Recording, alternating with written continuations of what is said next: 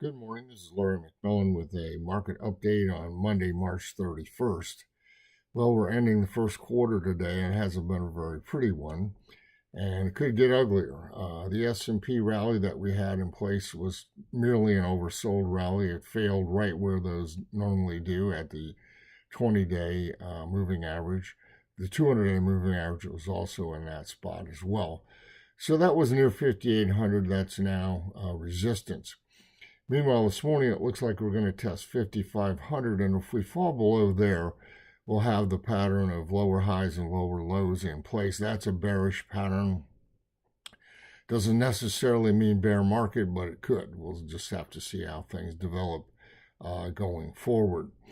The equity-only put-call ratios are split. The standard ratios continue to move higher, and so it's still on a sell signal. The weighted ratio has already rolled over, and it's on a buy signal. So we're not acting on those until they can get an agreement with each other.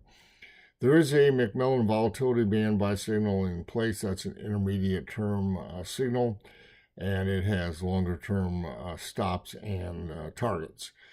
The breadth of the market has been poor, especially last week, and so the breadth oscillators have fallen back into oversold territory and canceled out recent buy signals. So just because they're oversold doesn't mean they're on a buy, though. You have to wait for them to reverse, and that could take at least a couple of days of positive breadth, if not more.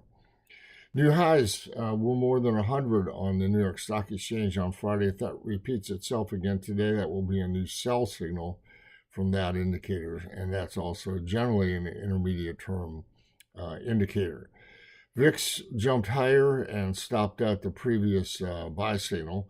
The trend of VIX sell signal is still in place, and that will continue to be the case as long as VIX closes above its 200-day moving average. On perhaps a more bearish note as well is the fact that the construct of volatility derivatives has taken on a more bearish tone. The front month VIX futures, April, are now trading above May. That's not good. And the term structure is flat. The same thing is basically true for the CBOE volatility indices. We could see an oversold condition, which could possibly generate a short-term buy signal, such as we had previously, like last week, 2 weeks ago, really.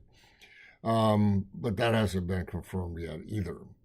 So right now we're looking at a number of potential signals, including perhaps taking on a core bearish position if S&P closes below 5,500.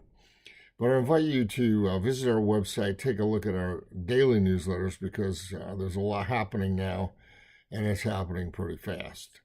So meanwhile, have a great week trading.